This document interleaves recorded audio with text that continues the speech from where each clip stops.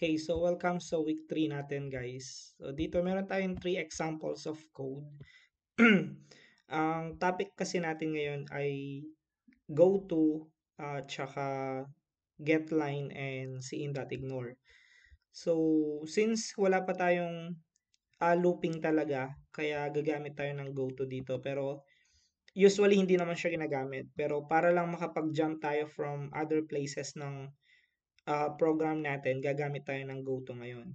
And yung cin getLine will be explained later at saka yung cin.ignore kung para saan ba sila. So dito, yung first example natin will be yung syntax natin na goto. Sabi ko nga, ang goto is para siya sa pagja-jump ng mga codes na meron tayo from other places ng code natin. So in this case kasi, meron tayong isang whole code dito na ang trabaho niya lang is to jump from other places. Okay, so dito, naglagay tayo ng header files. Of course, yung IOStream natin kasi gagamit tayo ng input and output. Second will be yung namespace natin. Uh, Siyempre, ang ano natin dito, yung cout and cin will be used para sa program natin. And then, sa main function, ito siya. Gagamitin natin siya, of course, para sa main body ng logic ng code natin. In this case, meron akong variable na choice.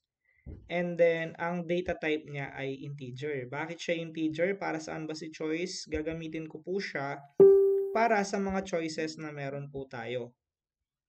Okay? So, ang choices kasi na meron tayo is itong say hello. Okay, say hello, say goodbye, exit, and enter your choice. So kasi kapag nag-enter siya ng choice, kay variable na choice papasok yung mga in-input ng user natin. So in this case, para magkaroon ng condition yung ating program, gumamit tayo ng if dito. No? So yung ating conditional structure, yung if condition natin. So in this case, meron kang choice 1, meron kang choice 2, meron ka rin choice 3. Then, of course, yung last resort natin na else, pupunta tayo doon sa invalid. So, as you can see, ang difference ng code na ito from other code na nakita natin sa if condition will be yung goto. Okay? So, lahat ng nasa loob ng condition natin ay naka-goto sila. Ngayon, ang mga goto na yan, guys, meron silang label or yung variable na gagamitin natin.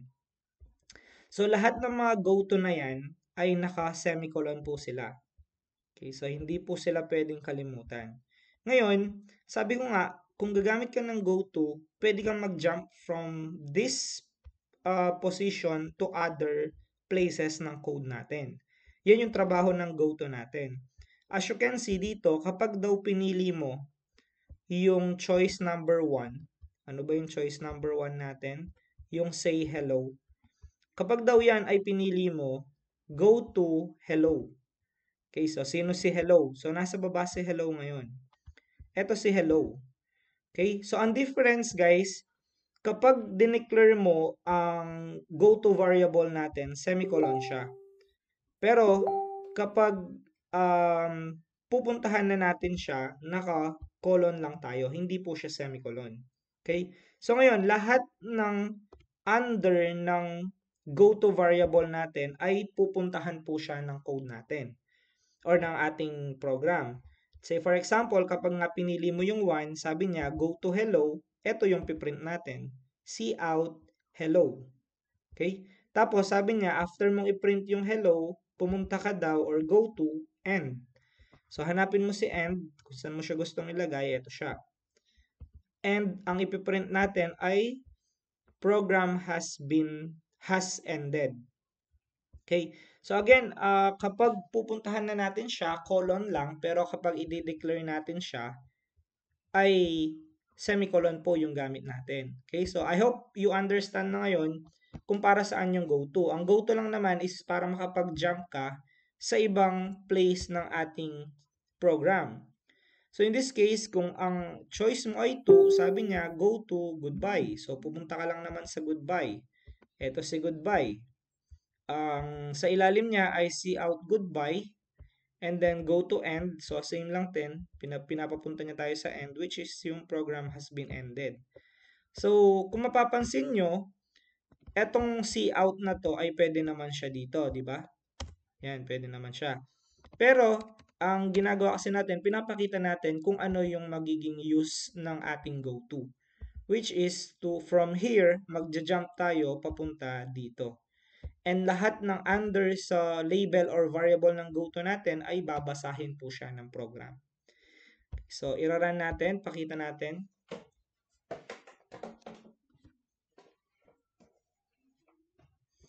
Okay, so in this case, kung mapapansin nyo, sabi niya dito, pili daw tayo, menu. So, let's say for example, piliin natin si say goodbye. So, number 2. So, ang ipiprint natin, since 2 yung option natin, eto siya. Eto siya. Sabi niya, go to goodbye. So, punta tayo kay goodbye ngayon. Eto siya.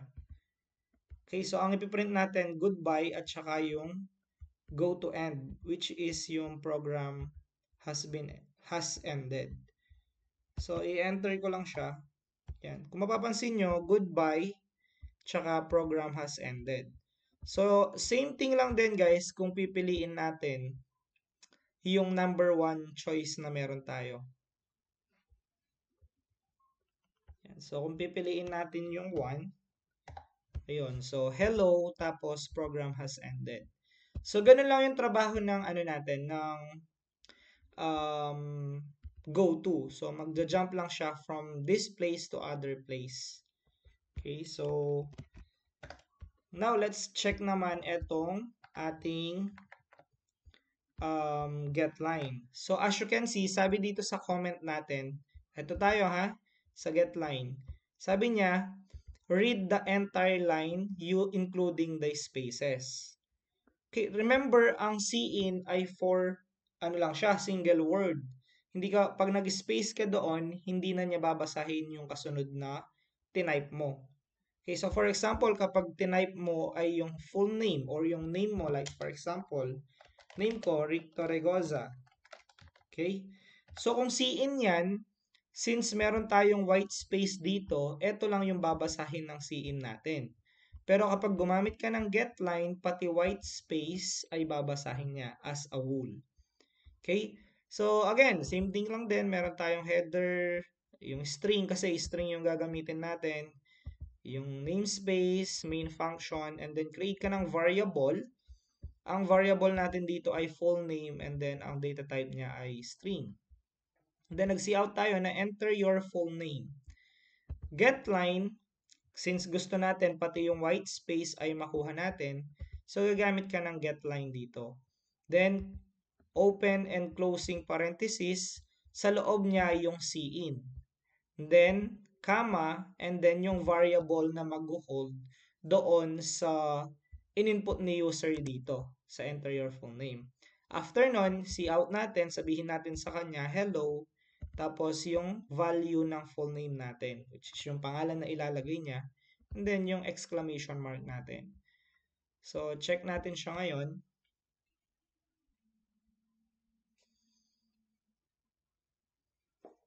Okay, so sabi niya, enter daw yung full name natin. Let's say, for example, enter natin yung full name ko. Yan. So, as you can see, hello, Rick Torregoza. Okay? So, iyan yung trabaho ng getLine natin. Ganun lang siya kasimple. Kapag gagamit ka ng getLine, i-read niya pati yung white space. Okay? So, kapag naman cin kasi guys, single word lang yon. So, let's say for example, gawin natin siyang cin. Okay, so i-run natin siya ngayon. Oops, sorry, wala siyang semicolon.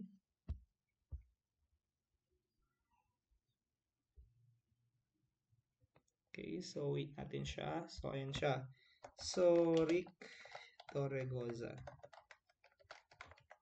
Kung mapapansin nyo, yung first name ko lang yung kinuha. Yung last name ko, wala na siya.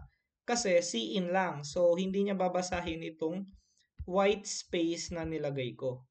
So, yung unang character lang na magkadikit-dikit, yun lang yung i-read ng cin natin. So, yun yung difference ng cin getLine natin. Kaya kung full name yung kinukuha mo, gagamit ka ng getLine. Yun yung difference nilang dalawa.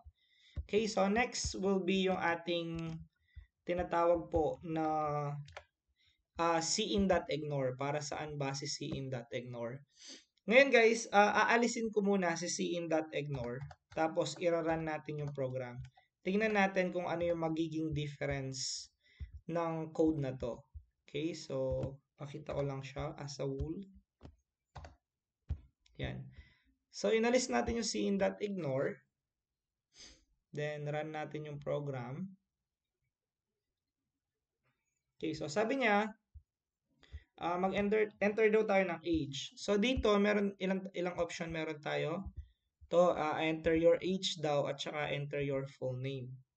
Okay, so dapat dalawang beses ako mag-input ng value sa age ko at saka sa full name ko bago siya mag-print ng full name and age.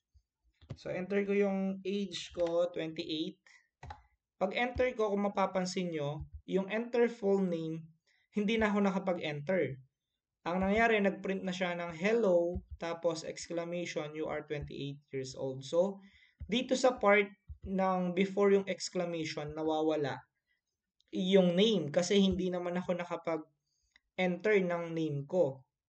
Okay? So, ilalagay ko ulit yung cin.ignore natin. Okay, so ilalagay ko siya dito. Yan, and then ira-run ko yung program.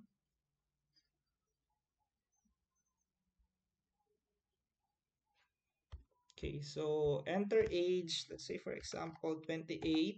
So okay, nakapag-enter ako ng full name na Rick Torregoza. Then as you can see, hello Rick Torregoza, you are 28 years old. So ano ba 'yung nangyari nung una? Bakit hindi tayo nakapag-enter ng full name nung wala yung cin.ignore? Ngayon guys, pagdating dito, always remember na lahat ng ini-input nyo po ay pumapasok po siya sa tinatawag po natin na buffer. Okay? So, buffer. Yan. Pumapasok po siya dyan. Let's say sabihin natin, isa yung container ng mga datas na ine-enter natin. Ngayon, ang nangyari kasi dyan, dito kasi guys, ang nangyari, di ba nag-enter tayo ng 28. So obviously, yung 28 na yan, papasok po siya dito sa buffer natin. And, ang problem, si cin guys, di ba hindi naman siya nagre-read ng white space? Ngayon, ang problema sa nangyari sa atin, ang question, anong ginawa natin after nating in-input yung 28? Di ba after nating in-input, nag-click tayo sa keyboard natin ng enter? Ngayon, ang enter, ano po siya? Ang enter ay white space po siya na tinatawag natin na /n. Or yung pinakita ko nung unang example na alternative sa end line, ganon. So, new line naman yan. Okay? So, para lang magkaroon ng white space. Ngayon, since si cin hindi niya binabase yan guys, etong si \n, mapupunta siya ngayon dito. Yan, dyan siya mapupunta. Kaya hindi tayo nakapag-enter. Kaya remember, nung nag-run tayo, ay walang nakalagay na full name kasi ito yung nakalagay. White space. Papakita ko lang siya ulit. Alisin ko si cin.ignore. I-run natin siya.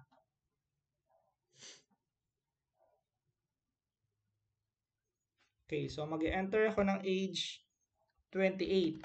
Okay, so 28 yan, automatic papasok sa buffer. Pero ang problem, i-click pa natin yung enter sa keyboard natin at yung enter na yon, yun yung papasok dito sa full name natin.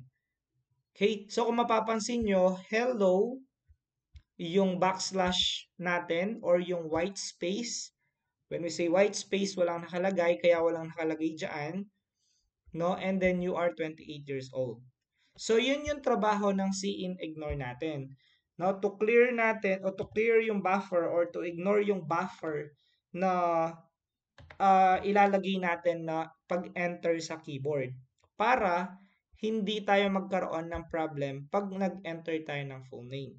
Okay, so kapag na-experience nyo yung gantong klaseng problem, ibig sabihin, you are currently nagkakaroon ng problem sa buffer nyo. So, kailangan gagamit po kayo ng tinatawag natin na cin.ignore para i-ignore niya itong white space at saka makapag-enter ka pa rin ng full name. So, ayan yung tatlong uh, syntax na kakailanganin ngayon natin for this week. So, magagamit nyo siya. So, paki-review. If you could read mga article sa internet, marami naman, mas maganda. Pero yan, ang go-to, yung getLine at saka yung cin.ignore, sila yung gagamitin natin para sa week 3 natin na class.